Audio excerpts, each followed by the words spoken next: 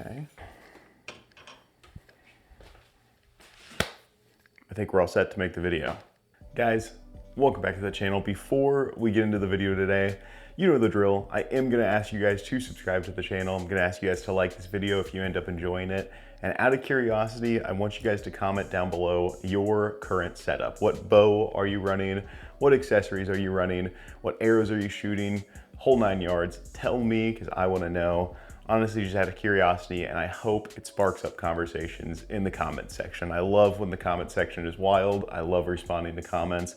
I just like engaging with you guys. These subscriptions, especially, is something that I want to stress. We are so close to reaching 1,000 subscribers. And if you guys don't know on YouTube, once you reach 1,000 subscribers, you can start monetizing your video.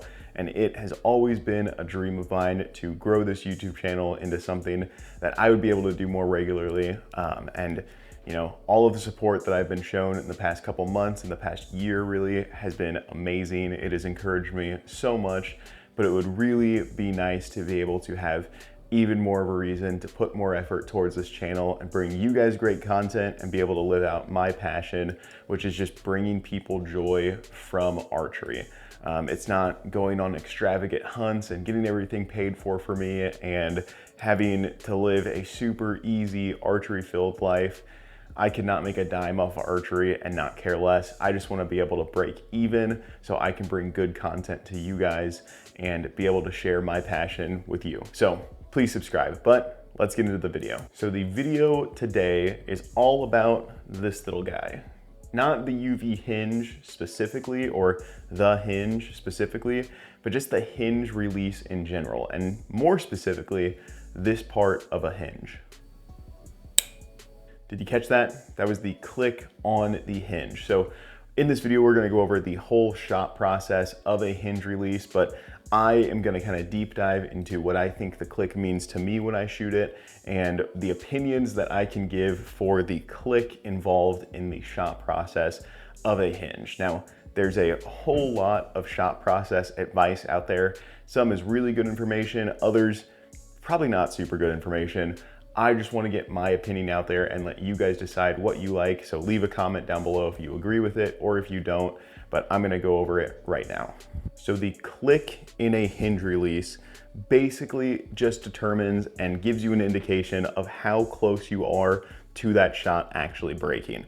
So when I start to rotate my release back, there's eventually a click. Let me get closer on the mic so you can hear that. Now, most companies that make a hinge have different types of clicks. They have a short click, a medium click, and a long click. Basically what that means is how close the click is to the release actually firing. So a short click, when it clicks, you're really close to that release going off. A medium click, you're kind of in the middle there in the Goldilocks zone. And in a long click, you have a relatively large amount of space to travel before that release is actually gonna fire after the click. I say relatively because it comes down to like either 10 thousandths of an inch or 20 thousandths or 19 thousandths of an inch. It's a really small distance, but it feels long when you're putting that slow movement of the hinge release into it. Now, the click can mean tons of different things to shooters. A common one is that they have already started their shot process. They're pulling through the release and then the release clicks, and that's kind of their last indication to know that that release is gonna go off. But they're already starting their mental shot process and they are consciously deciding to shoot that shot. I really do believe that starting your shot process before you've reached your click is not necessarily the best way to do it, because no matter how controlled of a shot you have and no matter how of a locked down mental situation you have, that little click in the right conditions, in the right situation, can throw your mental game for a loop, because that little click in your head under the right stress can sound like that bow going off, and you can have all sorts of target panic because of it. So to me, the click is the start of my shot process, and I'll go ahead, talk you through that right now, and then I'll show you how you can apply that. Okay, so I'm gonna go ahead, draw back this release with my hand in a forward position. So I have not started to move my release at all. If I move it forward, it's moving the actual release. It's not rotating the moon on the release. At this point, I haven't started my shot process. So I'm just gonna go ahead and move my hand in kind of a macro movement here to my click.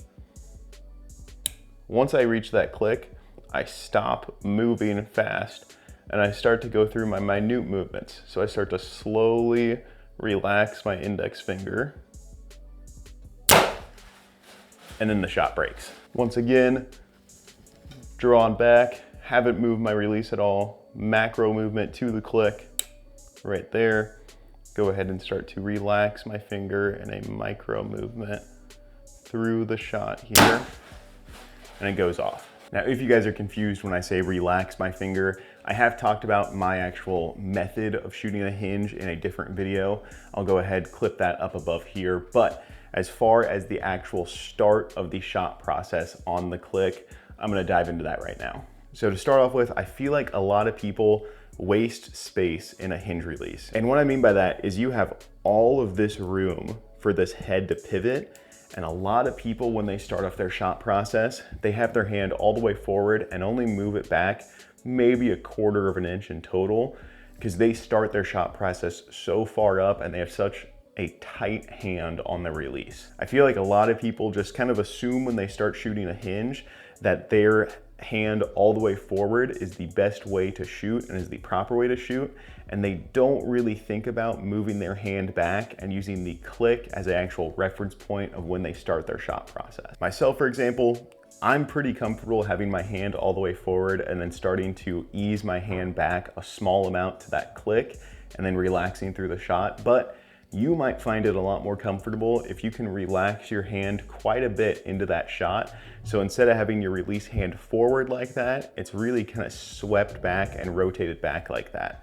And that is why adjusting your hot and cold on your release is really, really important. And that's why I think that doing that and having a click on your release can open up your shot ability a ton. I'll go ahead and show you that right now. So right now my release isn't super hot. It's definitely leaning more towards hot than cold, but I'm gonna go ahead and bump this release down and make it really cold. I also just forgot how many turns I took out of this because I didn't count. So you better hope that I'm right about this. Otherwise, I'm gonna have a lot of work to do to get my hinge back to the point where I like it. But that's a problem for me to deal with. Okay, so we have the release set really cold. Now, you can already see when I have it on the bow that I can move it all the way back before it even clicks. Oh, that's really cold. So I'm gonna go ahead and draw back and not have my hand all the way forward when I draw back. I can draw with a really vertical hand like this and not have to worry about that bow going off or even reaching my click. And then I'll go through macro move to the click and then kind of have that slow, relaxed shot process here. So draw back, and you can see that my hand right now is already further back than it would be normally. And I'm gonna go ahead and move big to the click. Okay, so I'm at the click now, and then I'm still gonna do the same process. I'm just going to relax my hand out.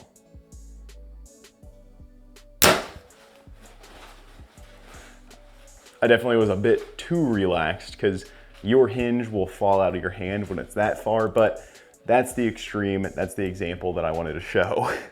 Geez, that personally to me feels weird, but you see some people in, hunting or target archery who have a really, really relaxed hand when they shoot. I'm gonna go ahead and do that again.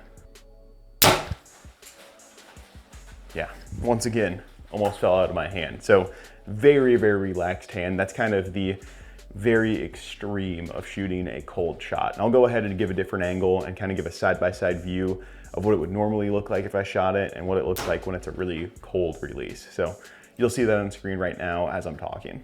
The way that I visualize this is that you have a line that starts at 0 and goes all the way up to 100.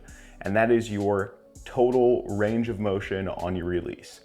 A lot of people, I feel like in their shot process, start at 0 and end somewhere around 25. And they think that they only have 0 to 25 to work within that window. And regardless of their ending point on that shot process to them, their starting point is always 0 with their hand all the way forward on their release. In reality, you can move that scale. So your starting point on your release when you hit your click is gonna be something more along the lines of 40. And then you can shoot and have that shot process end at 70.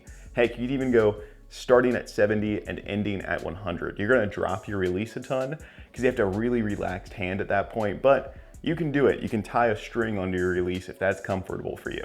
But I think a lot of people would benefit if they go outside of that 0 to 40 zone and move closer to that 30 to 60, 40 to 70 zone, where they can have a little bit more of a relaxed hand. They don't have so much tension in their hand, and they're able to relax through that shot a little bit more. Because when you have tension in a shot in archery, unless it's back tension and pushing forward with your front arm, it just doesn't work out super well. If you have tension in your hand, if you have tension anywhere else in your body, it's gonna make you think that you need to rush that shot. Tension can introduce target panic, so having a relaxed shot, especially with a hinge, is very important. So don't think of it as a 0 to 25 shot. Think of it as a shot that could go 30 to 70. That is the takeaway of shooting a hinge release from me. I definitely think that you can benefit from it if you just try it out. And at the end of the day, it's free. You can adjust your release back the way you had it before. If it's not comfortable, so what? It wasn't comfortable, but if it was, it can help you a ton with improving your shot process. So that is that, guys. That is the soapbox that I wanted to stand on today as far as shooting a hinge goes. So I do recommend you guys try it out. I would encourage you guys to give it a whirl the next time you're shooting. Just throw a couple twists into your release. Don't do what I did and not count how many turns you put onto your cold setting. Definitely count, so if you don't like it, you can turn it right back. But if you guys do like it, drop a comment down below. If you guys don't, give me input down below as well. Let me know that it doesn't work for you, and maybe this is just an idea that I have in my head. But give me feedback regardless. If you guys did watch this far and you found anything helpful in this video, go ahead, drop a like down below and support the channel. And last but not least, guys, I am gonna ask you to subscribe to the channel. I am thankful for everybody who subscribes. I love seeing the support. As of now, I am thankful for every 837 of you guys, but I can't wait to be thankful for every thousands of you guys. And who knows if the channel goes on even more than that. So at the end of the day, I just hope you guys enjoyed the video. Have an absolutely blessed day, and we will see you guys in the next one.